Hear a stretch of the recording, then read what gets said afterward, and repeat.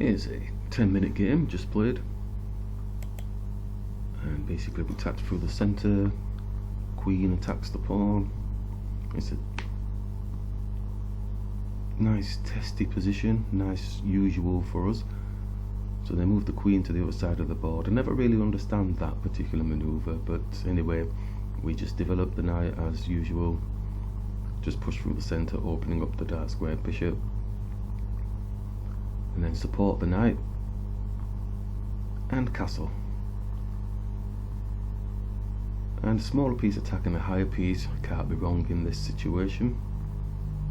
So we bring our knight through now with a discovered check with the bishop onto the bishop. So if they forget themselves, we'd get the bishop and probably the knight as well if the knight took that, because the queen would take. So they realise this and they capture, so we capture back with the queen. All pretty straightforward. Now they come down attacking our knight, and we thought, well, okay, let's go and attack this queen because it's sat there feeling really good. Thought, let's attack the queen, but also preparing our pieces to actually attack the king at some point pretty soon. So they move the queen out of the way. We just develop the queen now, looking to support the knight, because if the bishop takes the knight, then the queen can take, which is going to establish a better position, I believe anyway, in terms of attacking the king area. So we attack the bishop to find out what it actually wants to do, and we capture. Then we attack the knight, so we're working towards the king area already. That's our key focal point. And they move the knight attacking the queen. So for this is an ample opportunity to get the king opposite the king. Yes, we've got these cheap moves here, you know, that type of thing, but we weren't really looking at that because I think we would lose out tempo wise, because he does have elements of being able to attack our queen, which is here, because we're actually attacking their queen.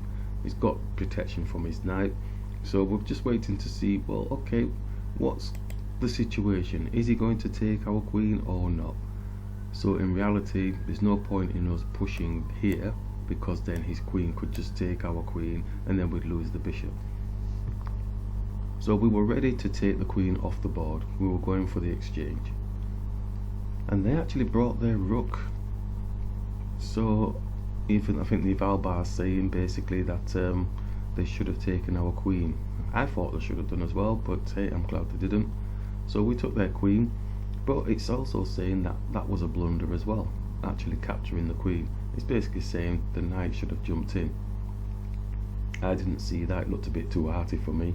It was wasn't in my mental Rolodex at all. So knight coming attacking the rook, yeah, okay, at some stage I believe it does go in there.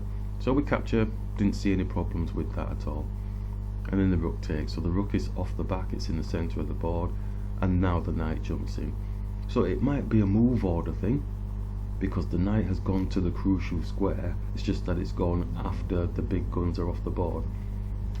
I didn't see a problem with that at all in any way, shape, and I probably would just do the same thing again. The initial move that the computer's talking about, with the knight jumping to this square,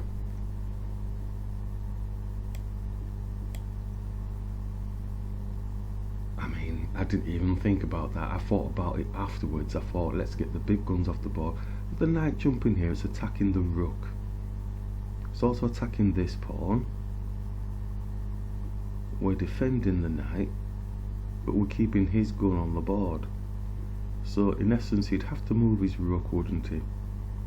So he can't move it there because the knight is there. Can't move it there because the bishop's there. So he can only move it here or here. So if they did move it there, what's the deal? What's the power bit? This knight doesn't have a check on the king, so I'm already struggling with finding out what's the benefit to having it, because the rook's moved now, it's gone. Bishop could come here I suppose and attack this rook, but then he's got the knight, which can just take the bishop off the board. So now that that's blocked that way, even if we went and did this, I suppose in a way, he's going to have to do something, isn't he? So he moves that. The bishop comes here.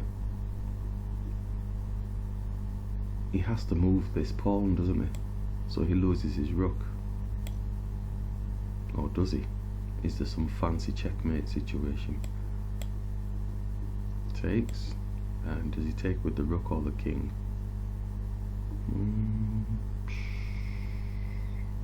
Probably take with the rook. So that's a continuation. Potentially that could have happened. Yeah, okay. I seem to have had to put a bit more thought in on that one. So going forward, potentially try and find those types of positions. But either way, happy with taking off the big guns.